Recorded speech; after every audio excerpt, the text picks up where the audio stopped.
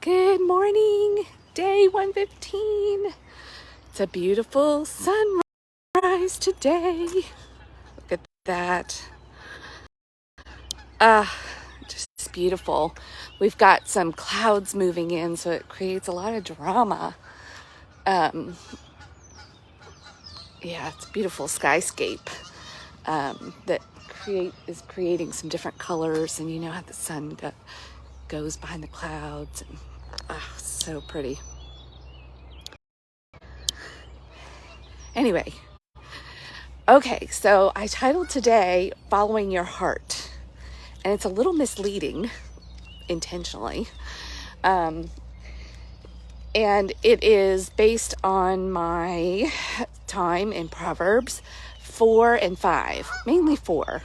I read that one a few times, and it was titled A Father's Advice, and then it was 5 was being careful with women or something like that.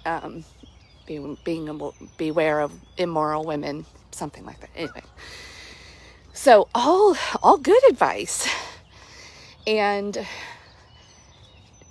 really talking about wisdom, seeking it, and then you will get it. Like, it doesn't just come to you. You have to seek it, and then you have to develop it. Developing good judgment. They use the words wisdom and good judgment are used repeatedly and intentionally. And then also the benefits of doing that. Then you will have this. You will have a good life. You will feel light. There will be light in your heart. You will have a good life. And if you go this way, not so good.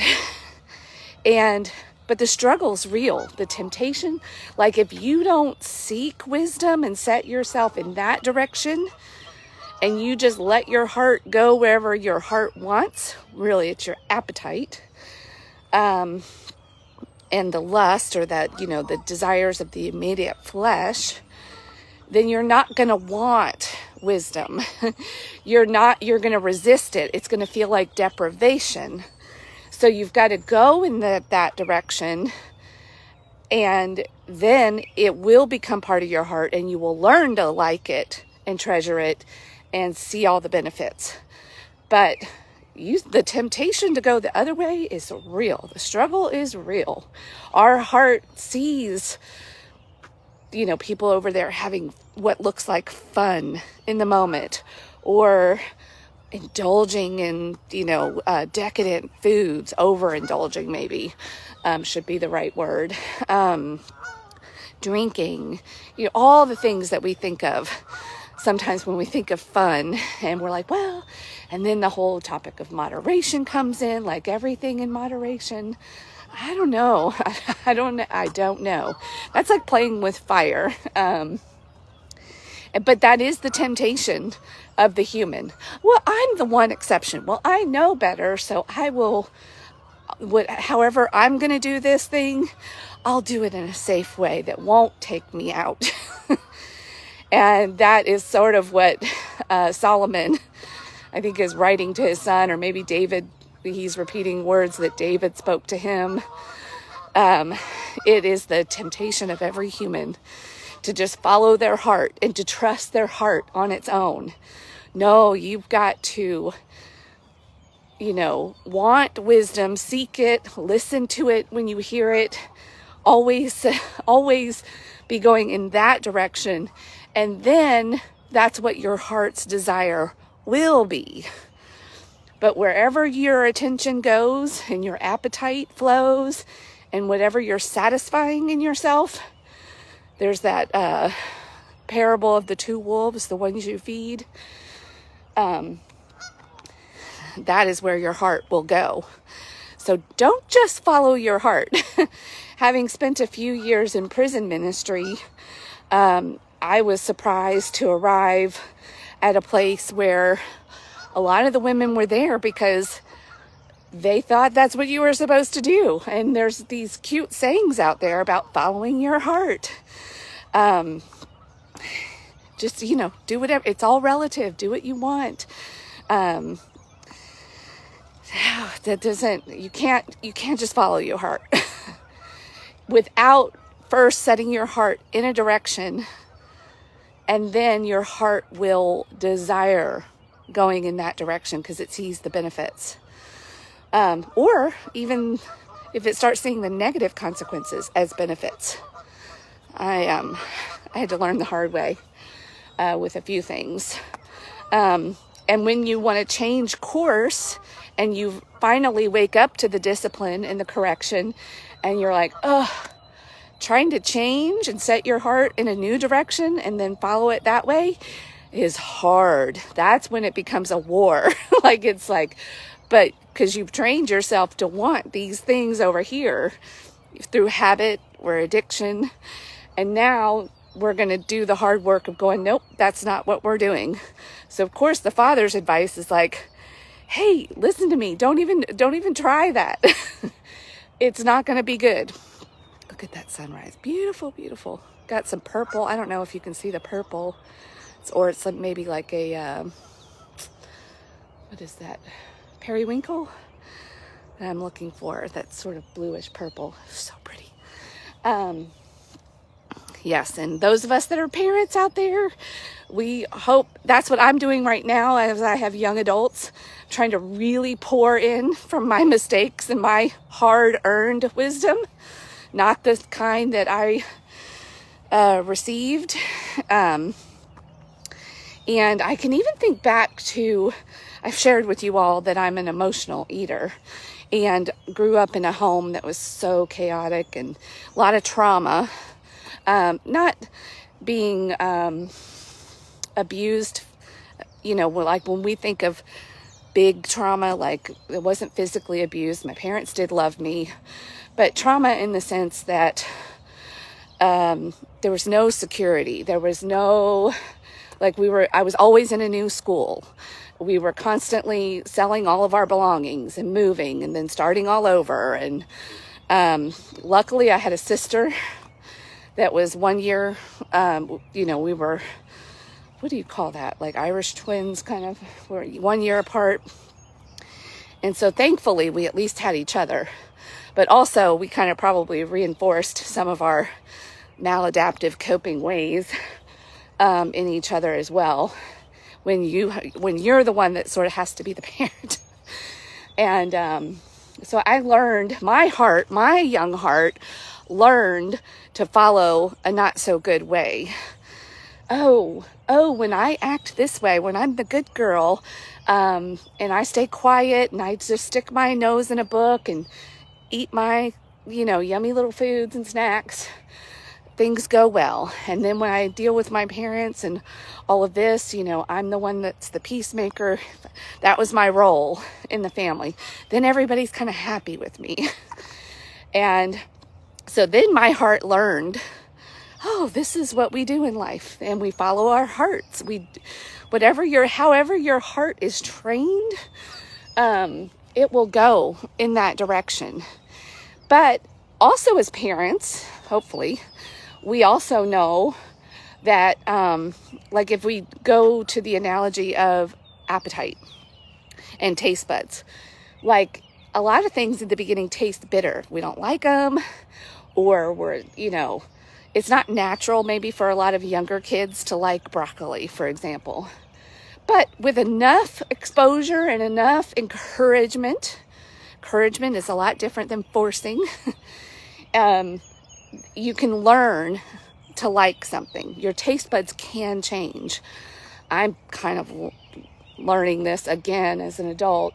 But part of learning something and then changing your desire is to look at the big picture of the impact that this new thing is having on your life.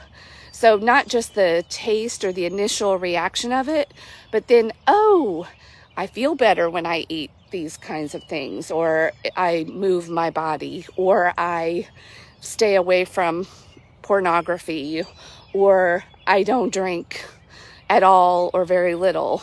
Like, you look at the big picture of how your life feels, then that's how your heart changes. Then you're like, oh, but if you stay stuck in just the first taste of something, chances are you're really in only the first few minutes and like getting that immediate relief, and then that's all you focus on, you're going to stay stuck. Your heart's going to keep wanting that thing. So it's a lot deeper work. That's why you hear the term work in different recovery or change, transformation, self-development world books out there, because you've got to retrain your heart to want to go in a new direction. It doesn't just want to go.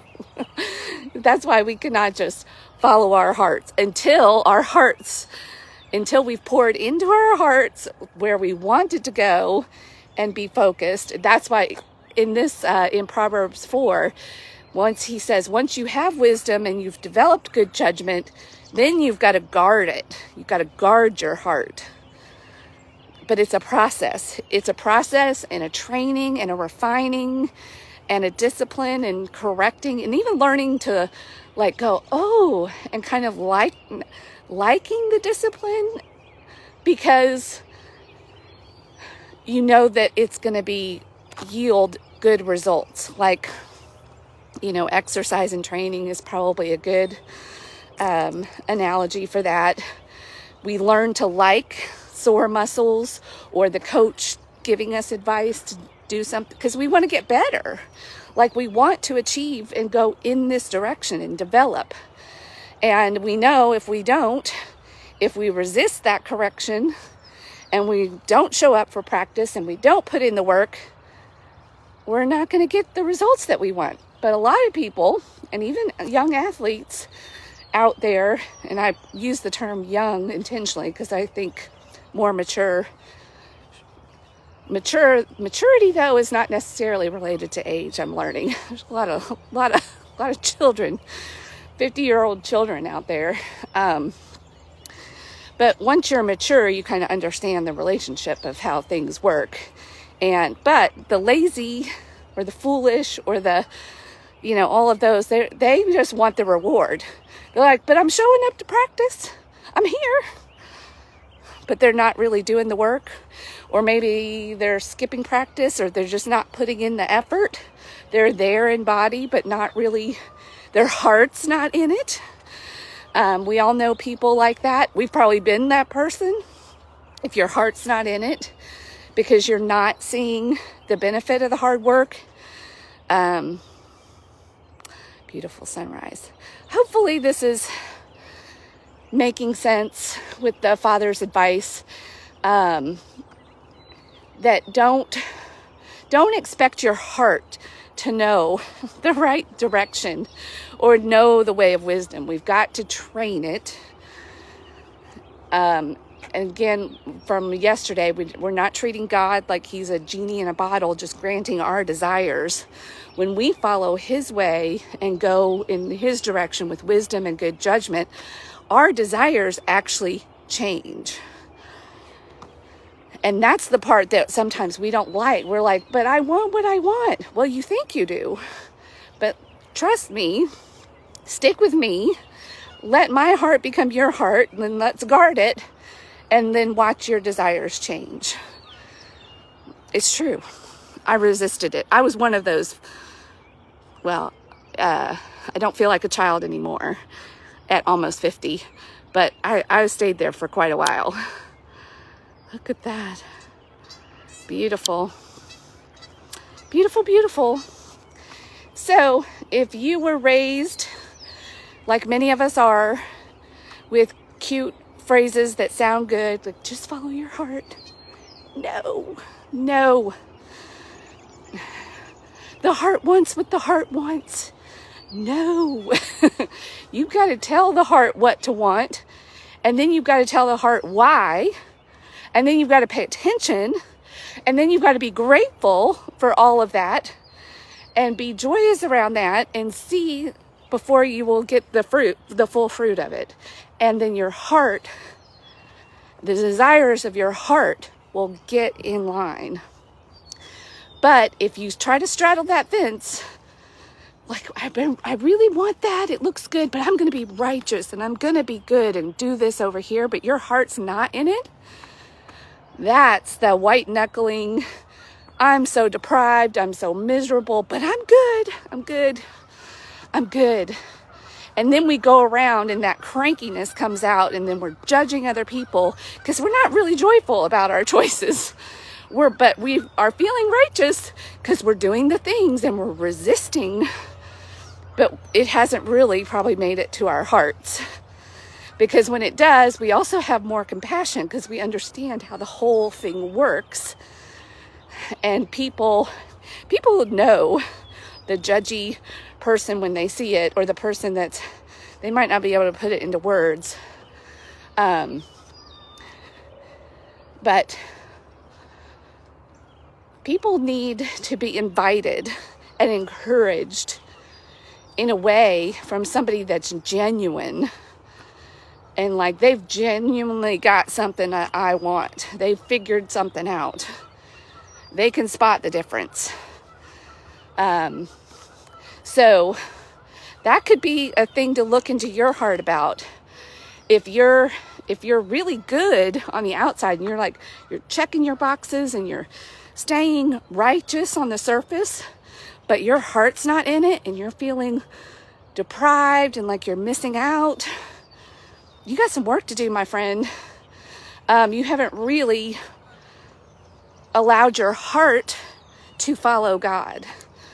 You're just doing it on the surface, trying to look good, trying to make yourself feel good, but your heart's not really in it. That is not a life that you want to live. That is where I stayed stuck for a while. I wanted to want it, but I didn't really want it. You know what I mean? And doing the heart work of seeking wisdom, developing good judgment, especially when you went down the other path for a while, it's not easy, but it's simple and it's worth it. It's hard work and it's worth it. And I'm only just getting started, I feel like, because I still got a lot of struggles. I don't want to sound like I've got it figured out. I kind of understand the process, but I'm still in it struggling. Because my appetites quite literally have been trained a certain way for nearly 50 years. So it might take a minute to do this work, but I'm setting my heart in that direction. And I know with persistence and guarding it and trusting the process, trusting God, I'll get there. And hopefully we can go together. We can rise and shine together. Oh, it's a beautiful sunrise. And TGIM, as I'm recording this, it's a Monday. I'm always ready to start a new week now. It's exciting. Let's get her done.